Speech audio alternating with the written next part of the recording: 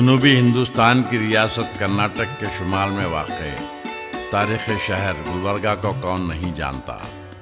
یہ نہایت قدیم اور اپنے دور کا بارونق شہر تھا۔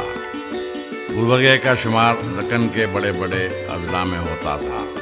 ابتدا میں یہ گمنام پہاڑیوں سے گھرا ہوا ناہموار چٹیل زمین کا خطہ تھا، جو راجہ کلی چند کی ملکیت میں کلبرگی یا پتھروں والی زمین یا سنگلاخ علاقے کے نام سے جانا جاتا تھا، مگر رفتہ رفتہ زمانے کے گزرنے کے ساتھ ساتھ اس کا نام کلبرگی کی جگہ گلبرگہ مشہور ہو گیا۔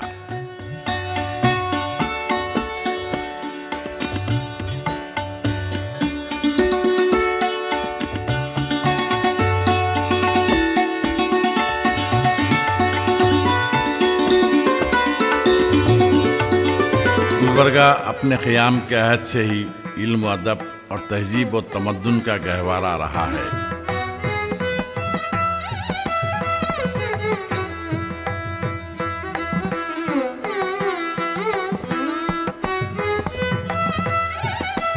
بہمنی سلاطین نے ابتدا سے ہی علم کی قدردانی اور سرپرستی کی ہے۔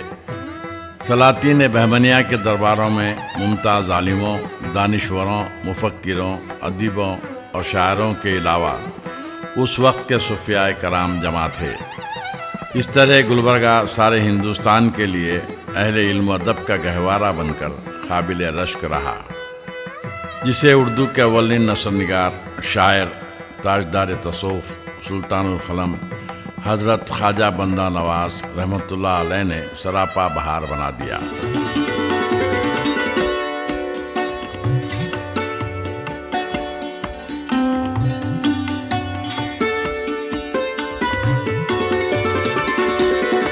آپ کی تصنیف معراج العاشقین اردو ادب میں بیش بہا اضافہ ہے۔ بسم اللہ الرحمن الرحیم۔ خالہ نبی علیہ السلام کہے انسان کے بوجھنے کو پانچا تن، ہر ایک تن کو 5 دروازے ہیں اور 5 دربان ہیں۔ پیلا تن واجب الوجود، مقام اس کا شیطانی نفس اس کا امارہ، یعنی واجب کے آنکھ سو غیر نہ دیکھنا سو، حرص کے کان سو غیر نہ سنا سو۔ بہمنی سلاطین اور ان کی تاریخی عمارتیں۔ یہ گنبد سلطان محمد علاء الدین حسن گنگو بہمنی بانی سلطنت بہمنیہ کا ہے۔ 2 اگست 1347 عیسوی کو محمد سلطان علاء الدین حسن گنگو نے گلبرگہ کو اپنا دارالخلافہ قرار دیا اور گلبرگہ کے بجائے حسن آباد اس کا نام رکھا۔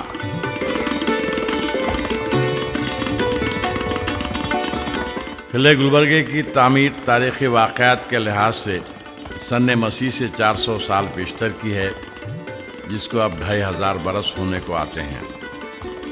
قلعے کو سب سے پہلے قدیم ہندو فرما روا راجہ کلی چند نے اپنے نام پر بنوایا تھا، جو ایک معمولی گڑھی سے زیادہ نہ تھا، لیکن موجودہ قلعہ، عمارت، برج، خندق اور فصیل وغیرہ سب حسن گنگو نے سن 748 ہجری میں بنایا۔ یوں تو قلعے میں برجوں پر کئی توپیں موجود ہیں، لیکن یہ توپ 12 گزی کے نام سے مشہور ہے، جس کی لمبائی تقریباً 36 فٹ ہے۔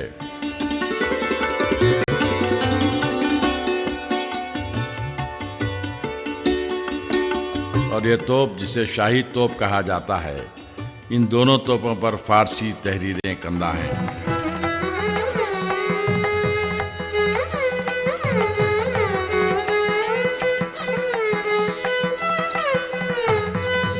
یہ دروازہ قلعے کا قدیم باب الداخلہ ہے، جو شہر کے مغربی سمت واقع ہے۔ یہاں سے راستہ قلعے کی اندرونی آبادی کی طرف نکلتا ہے۔ یہ قلعے کی اندرونی آبادی ہے، جہاں پہلے سلطنت بہمنیہ کے گھوڑے باندھنے کی جگہ تھی، جس کو استبل کہا جاتا ہے۔ اس مسجد کو شاہان بہمنیہ کے زمانے میں تعمیر کیا گیا، جو شہر قرطبہ واقع اسپین کی مشہور مسجد کے نمونے پر بنائی گئی ہے۔ اشہد ان لا الہ الا اللہ اس مسجد میں داخل ہونے سے قبل دروازے کے دائیں اور بائیں جانب فارسی اور قرآن کی عربی تحریروں کے کتبات موجود ہیں۔ لا الہ الا اللہ۔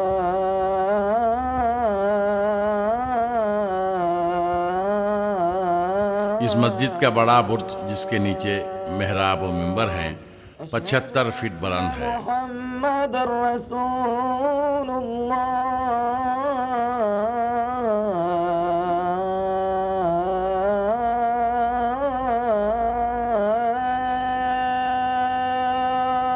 اشہد ان محمد رسول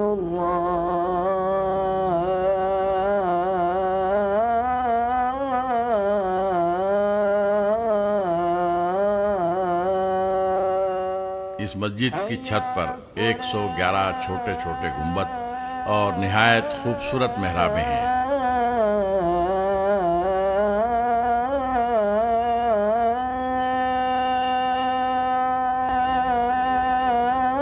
اس مسجد میں 6000 افراد آسانی کے ساتھ نماز ادا کر سکتے ہیں۔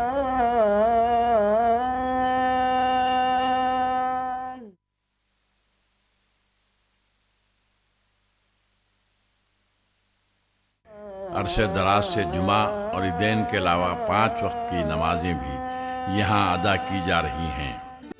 علاء الدین حسن گنگو کے انتقال کے بعد اس کا بیٹا محمد شاہ 1358 عیسوی کو تخت نشین ہوا، جو خود بہت بڑا شاعر تھا، جو عربی اور فارسی میں گفتگو کرتا تھا۔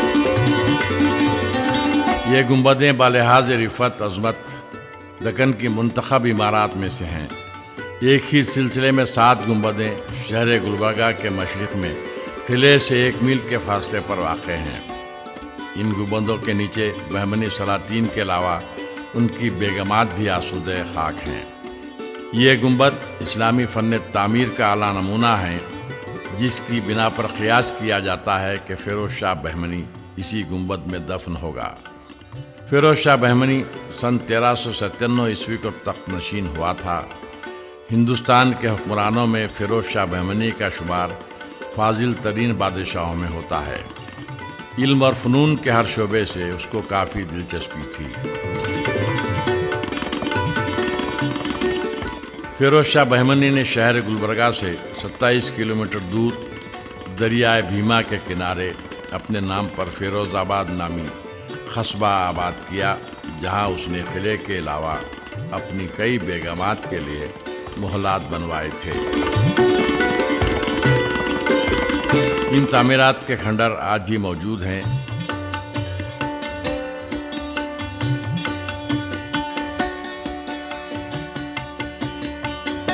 کھنڈر بتا رہے ہیں کہ عمارت عظیم تھی۔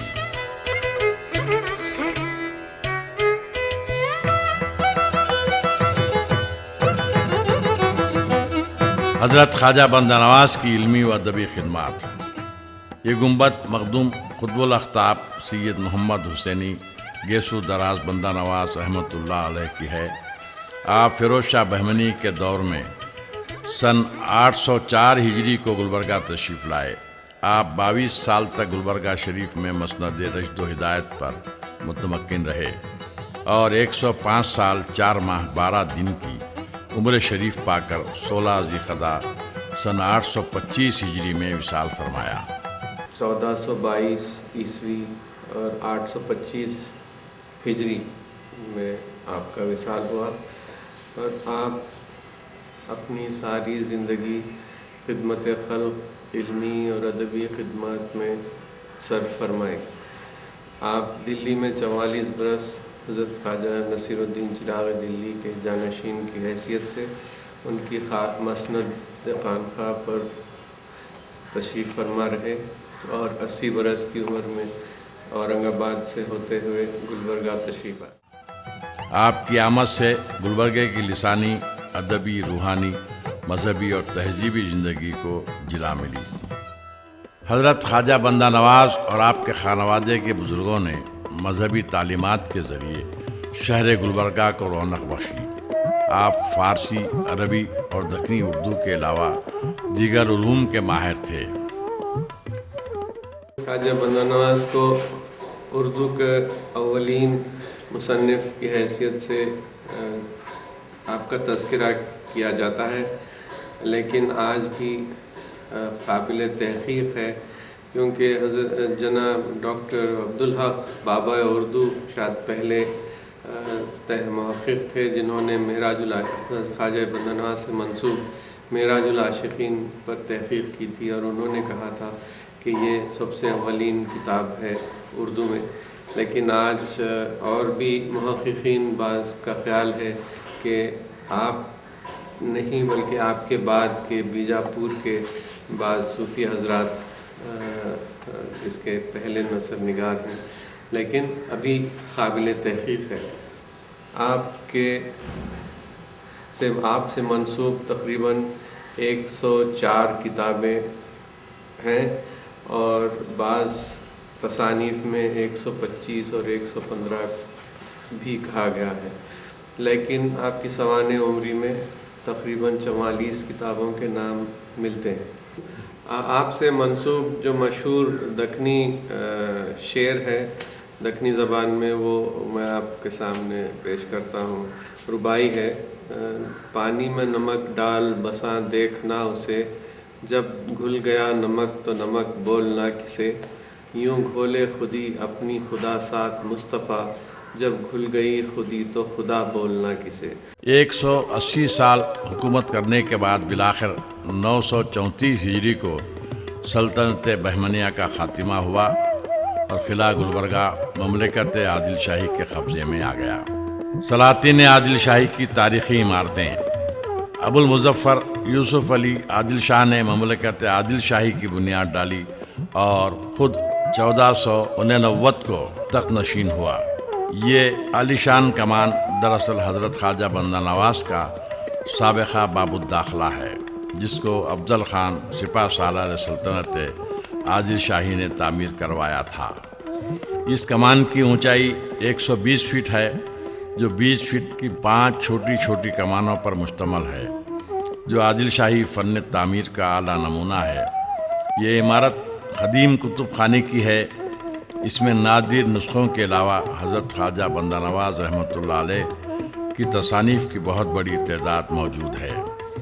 حضرت خواجہ بندہ نواز رحمۃ اللہ علیہ نے آنے والی نسلوں کے لیے 105 تصانیف کا زبردست روحانی ورثہ چھوڑا ہے، جس کی بنا پر آپ کو سلطان القلم کا لقب بھی عطا کیا گیا۔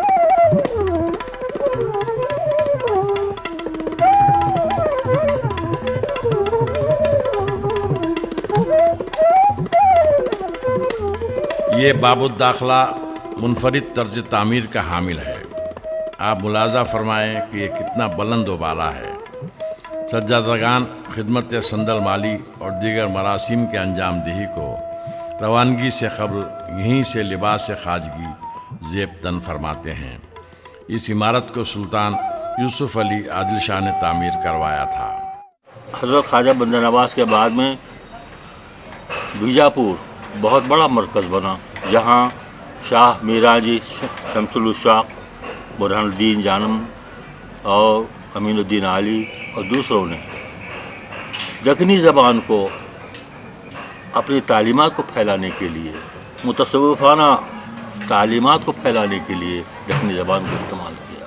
مملکت آصف جاہی کی ادبی شخصیات: نواب میر قمر الدین آصف جاہ اول نے سن 1724 عیسوی کو مملکت آصف جاہی کی بنیاد ڈالی اور اپنی خود مختاری کا اعلان کر دیا۔ سلاطین آصف جاہی بھی کافی ادب پرور گزرے ہیں۔ نواب میر محبوب علی خان بہادر کے زمانے میں بطور خاص اردو ادب کو کافی فروغ ملا، اس لیے کہ بادشاہ نے 1883 عیسوی کو باقاعدہ اردو کو سرکاری زبان بنایا، جو پولیس سیکشن 1948 تک رائج رہی۔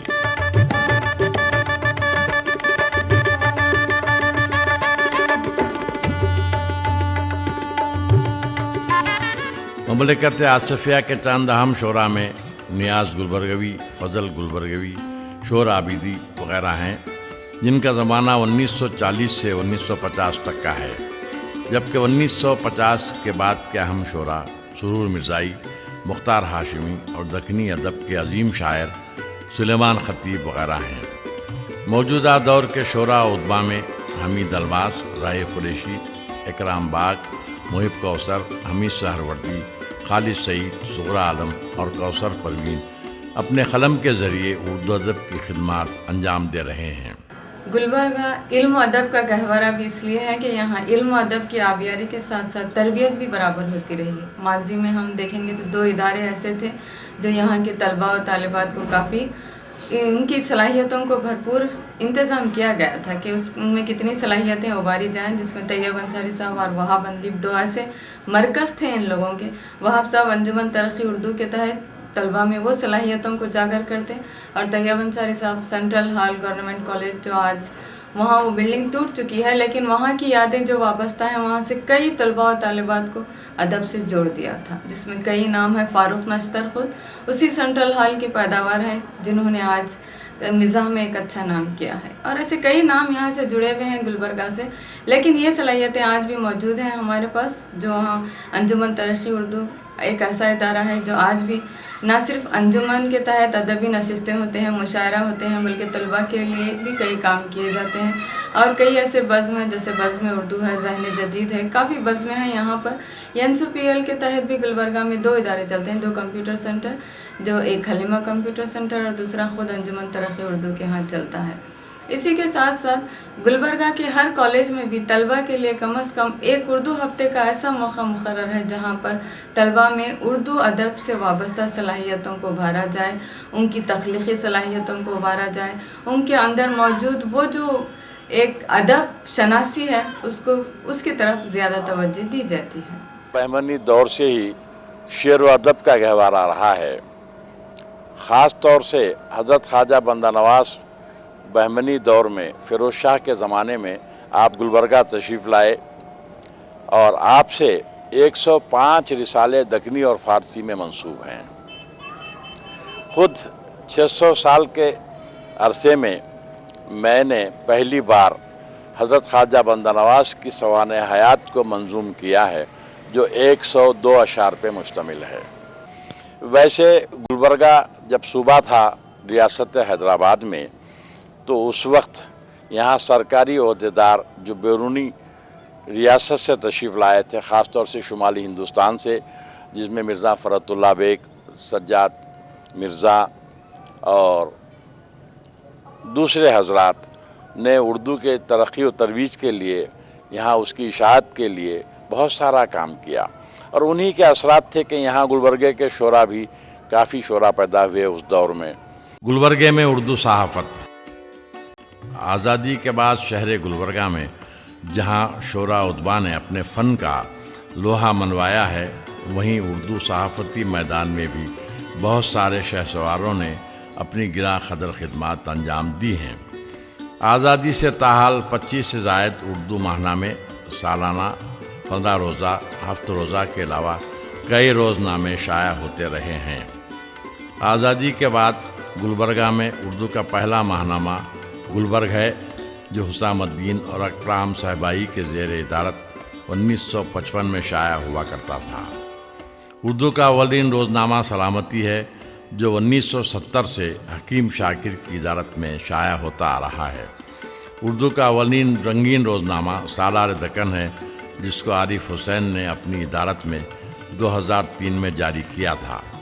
اس کے علاوہ موجودہ روزناموں میں بہمنی نیوز، انقلاب دکن، KBN ٹائمز اپنی صحافتی خدمات انجام دے رہے ہیں۔ آزادی کے بعد 1947-48 میں گلبرگہ میں سب سے پہلا اردو کا روزنامہ نکلا، جس کا نام شعلہ طور تھا، پھر جس کو مختار ہاشمی نے تیار کیا، اس کے بعد مجلہ نکلا، اس کے بعد تاریخ گلبرگ نکلا، اس کے بعد خلافت جمہور نکلا، اور آج تک نکلنے والے انقلاب دکن ہے، شمع ہے، سلامتی ہے، بہمنی نیوز ہے۔ دن بدن ملک میں ترقی کرتا گیا اور ارتقا بڑھتا گیا۔ گلبرگے میں اردو مدارس کا قیام۔ 2005 عیسوی کے سروے کے مطابق گلبرگہ مستقر کے علاوہ تعلق جات میں واقع اردو مدارس کی مجموعی تعداد 205 ہے، جن میں کارگزار اساتذہ کی تعداد 750 ہے۔ زیر تعلیم طلباء و طالبات کی مجموعی تعداد 32,000 ہے۔ اگر गैर सरकारी मदारिस को भी शुमार किया जाए तो ज़िले में अव्वल जमात से दोहम जमात तक ज़ेर तालीम तलबा और तालिबात की मजमूई तादाद 60,000 से तजावुज़ कर जाती है।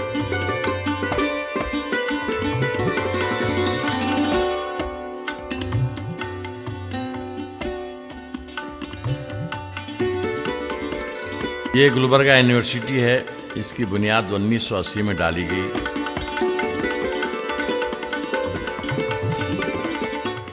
जबकि शोबे उर्दू व फ़ारसी 1978 से क़ायम है। उस वक्त ये धारवाड़ यूनिवर्सिटी का पीजी सेंटर था।